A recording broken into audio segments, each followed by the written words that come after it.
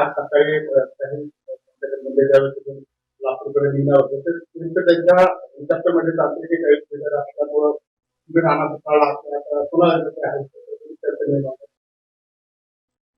हेलिकॉप्टरच्या ज्या एजन्सी आहेत त्या एजन्स्या खऱ्या अर्थानं त्या हेलिकॉप्टरचं मेंटेनन्स करतात का नाही यावर आता प्रश्नचिन्ह उपस्थित व्हायला लागलं. रिक्षासारखा वापर हेलिकॉप्टरचा होतो. याला सोडायच्या ते दुसरी टिप करायची, तिसरी टिप करायची आणि अशा पैसे कमवण्याच्या नादामध्ये मला वाटतं हे ऍक्सिडेंटचं प्रमाण वाढत चाललेलं आहे. म्हणून त्यांच्यावर सुद्धा काही बंधने घातली गेली पाहिजे. पायलट आहे, त्यांनी किती रन केला पाहिजे किंवा काय त्याच्याबद्दलची सिस्टीम काय आहे ते कुठेही तपासलं जात नाही. म्हणून आज पंकजा ताईचं हेलिकॉप्टर मध्ये तांत्रिक बिघाड आला. जर दुर्दैवाने जर उडल्यानंतर काही झालं असतं तर काय. म्हणून या अशा गोष्टीला आता सिरियसली घेतलं पाहिजे.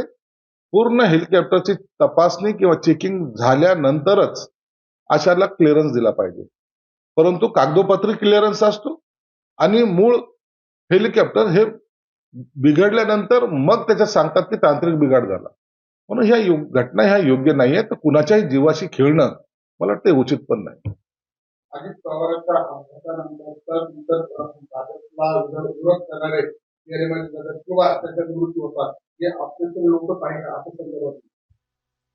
हे बघा आता ह्या ऍक्सिडेंटवर आता मी जास्त बोलणार नाही. सगळ्यांनी याच्यावर आपले भाष्य केलेलं आहे. काय घडतंय नाही घडतंय हे राजकारणातलं प्रत्येक जाणकार माणूस जाणून आहे. म्हणून माणसं चाललीत त्यापेक्षा पक्षावर चर्चा जास्त होत चाललेली आणि याचा सविस्तर अशी चौकशी यासाठीच होणं गरजेचं आहे की नेमकं याचे कारण काय.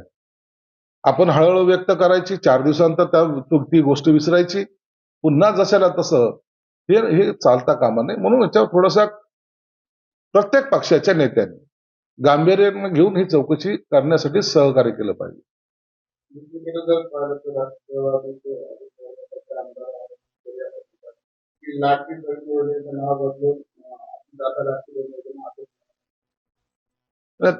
आता हे नाव वगैरे ठेवणं वगैरे हा प्रकार जो आहे तो कॅबिनेटचा विषय आहे, मुख्यमंत्र्यांचा विषय आहे. ते त्याच्यावर काय बदल करतात ते त्याने कॅबिनेटमध्ये आणलं पाहिजे. अजितदादांच्या नावाला किंवा इतर कोणाच्याही नावाला विरोध करण्याचं काही कारण पण नाही.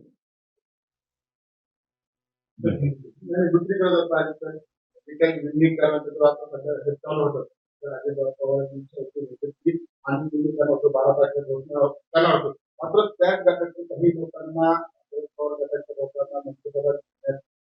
इंटरेस्ट नाही किंवा त्यांना पद्धत जाऊ नये असं त्यांचं मत आहे. विलीनीकरणाच्या चर्चेवर आता अजितदादाच्या गटाकडून जो जास्त प्रमाणात विरोध होतोय याचा अर्थ आता असा आहे की यानंतर विलीनीकरणाची प्रक्रिया ही थांबणार आहे. एकही माणूस त्या गोष्टीची पुष्टी करत नाही.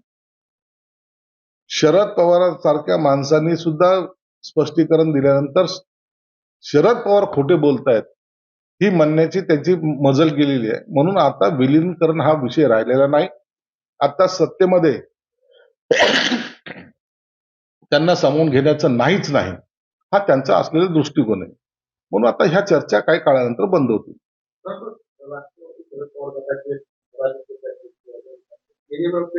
आमच्यासोबत चर्चा झाली होती असं अजितदादा आम्हाला म्हटले की आपण असं करू. मात्र पवार अजितदादाच्या गटामध्ये मान्य नाही असं म्हणले नाही किंवा एक लक्षात घ्या तुम्ही आता अजित पवार गटांचे अजितदादा नसल्यामुळं त्यांच्या नंतरचे जे नेते ते ज्या प्रकारे विरोध करतायत, ज्या प्रकारे ते टाळतायत, ज्या प्रकारे सांगतात की अजितदादा काही बोललेच नाही, अजितदादांनी आम्हाला सांगितलंच नाही, हे जे काही त्यांचे स्टेटमेंट आहेत ना याचा अर्थ असा आहे की आता विलीनीकरणाच्या चर्चेला आम्हाला फुल स्टॉप द्यायचा आहे. म्हणून आता ह्या सगळ्या राजकारणाच्या घडामोडीमध्ये शरद पवार साहेबांचं ऐकणार नाही असं स्पष्ट संकेत हे अजितदादा गटाच्या नेत्यांनी दिलेले आहेत. काय वाटतं तुमचा अनुभव आहे नाही होणार. आता विलीनीकरण हा मुद्दा गाऊन झालेला आहे. विलीनीकरणाची चर्चा आता यापुढे होणार नाही. मुख्यमंत्री देवेंद्र फडणवीसने सगळ्या सभा रद्द केलेल्या आहे. मात्र उपमुख्यमंत्री एकनाथ शिंदे सभा यावर चर्चा सुरू आहे. नाही, आता याच्यावर चर्चा करण्यासारखं काही नाहीये. 3 दिवसाचा दुखवटा होता, तो आम्ही इमाने त्या दुखवट्यामध्ये आम्ही सहभागी होतो. आता शपथविधी होत आहेत, बाकी कार्यक्रम होत आहेत, म्हणून सभा घेणं न घेणं याला जास्त महत्व दिले जात नाही. म्हणून कुणाला वाटलं सभा घ्यायचं तर त्यांनी घ्यावं, ज्याला नाही वाटेल त्यांनी नाही घ्यावं. काल आमच्याकडे पंकजाताईंनी सभा घेतल्या, त्याला कोणी विरोध केला? कालच झाली ना त्यांची सभा.